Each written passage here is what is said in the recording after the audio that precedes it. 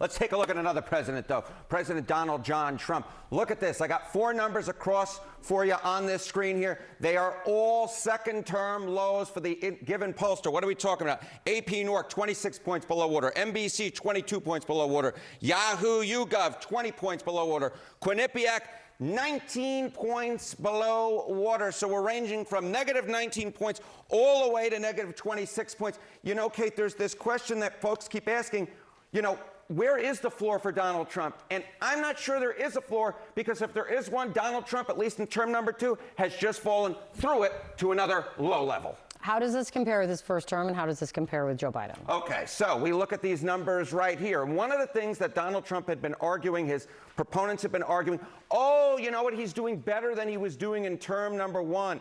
No longer is that the case. What are we talking about here? Okay, net approval rating at this point in the term. Look at this. 22 points below water on average when you average all the pollsters from the last slide. That is actually lower. That is lower than he was at this point in term number 1, when he was 17 points below water. So he's doing 5 points worse, 5 points worse, and he's doing way worse than Joe Biden was doing at this point in his term number 1, when he was 13 points below water. So the bottom line is this: Donald Trump is setting new records for himself in term number 2, setting new records for himself compared to where he was at this point in term number 1, and he's doing worse than Joe Biden, which is, of course, the comparison that Donald Trump does not want to be, because we all know what happened to Joe Biden. His party lost the House in term number 1, that in midterm elections, and, of course, Joe Biden was not reelected to another term. At this point, the numbers are no bueno for the President of the United States. What's driving this that you're seeing right now? Okay, Kate. You know what? This is the segment. We have done it over and over and over again because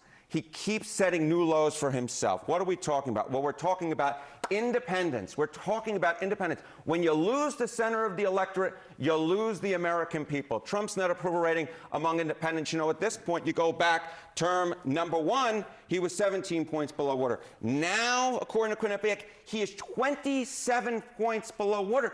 I don't understand how this works out well for the President of the United States. When you are 27 points below water, underwater, with the center of the electorate, with independents, you lose, your party loses. You know, I've made the comparisons before, you know, oh, he's more underwater than Greg Louganis. I've made the comparisons with all those different divers. And the bottom line is this: you can continue to make those, but over time, when you keep making those same comparisons, they run a little bit old. But at this point, I don't really know who to even compare Donald Trump to, because he's just so low, and he's so low with the center of the electorate. 261 days to go. Yes, the midterms may seem far off, but they are starting to dominate the dynamics here in Washington and are fresh on President Trump's mind. As the GOP now confronts a daunting political environment, Trump is taking his pitch to the nation's battlegrounds, even before U.S. troops in North Carolina, where he urged them to vote Republican. Biden, who is the worst president in the history of our country. 0 illegal aliens have been admitted into the United States, and that's done by the radical left. Michael, will you come here for a second, please?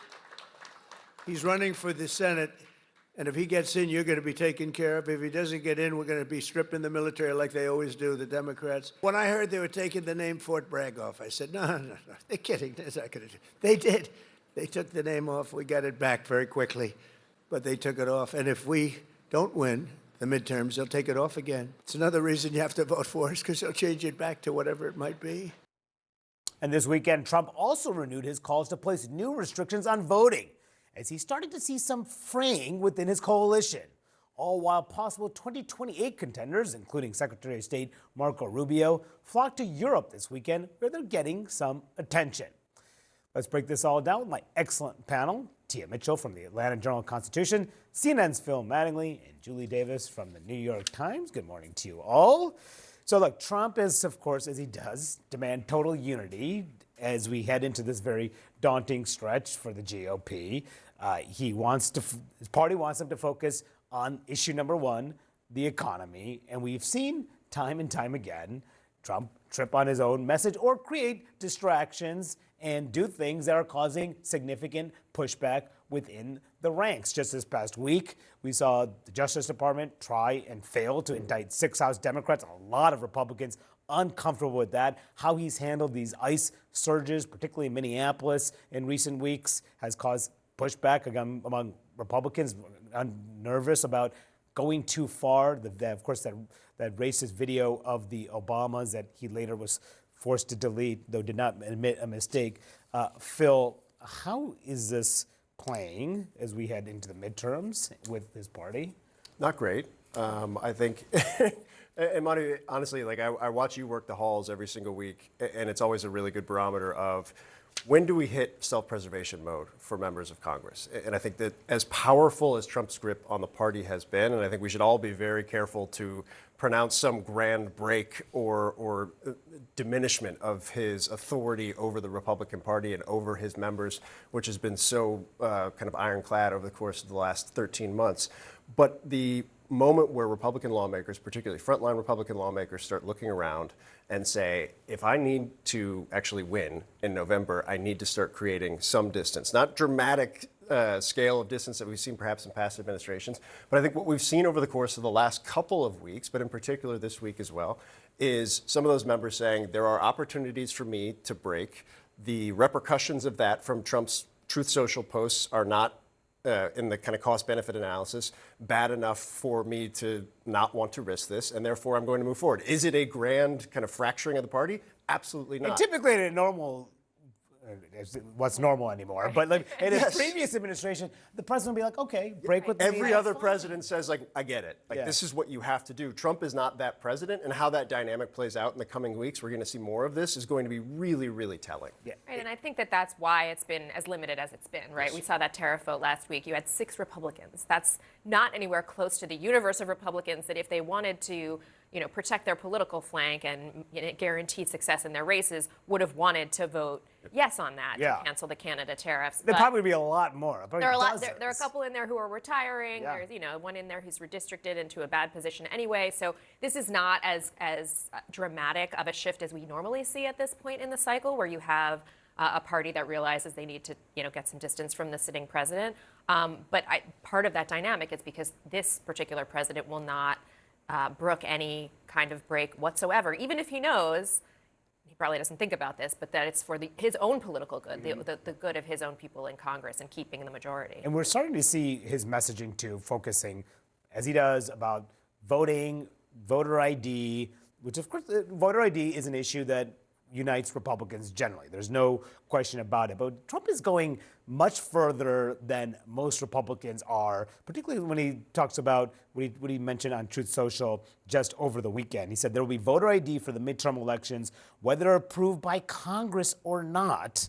Also, the people of our country are insisting on citizenship and no mail-in ballots, okay?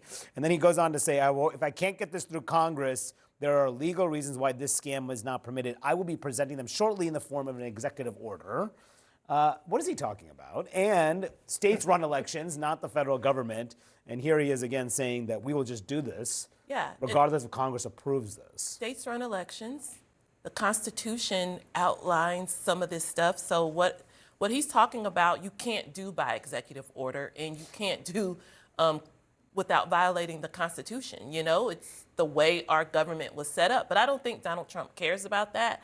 I also just think it's so interesting because I'm old enough to remember when Republicans, state by state, started relaxing the mail-in ballot rules to allow more people to vote by mail. I mean, a lot of Republicans want that to happen. They want that to because happen. They wouldn't have the majority if vote by mail did not exist. Absolutely. Exactly. And they know that the rollbacks of voting by mail could really hurt them in the long run because a lot of rural voters, a lot of voters in far-flung areas like that convenience of voting by mail. So it's just like it's problematic from a legal standpoint. It's problematic from just a purely political standpoint that he's pushing for things that a lot of Republicans don't agree with. Especially, it's one thing to say voter ID at the polls, and that's what a lot of Republican members of Congress are focusing on. But that is not all that what President Trump is asking for. He's talking about proof of citizenship, which again goes back to the fact that, yes, there are some states that have different rules because we have determined that, the Constitution outlines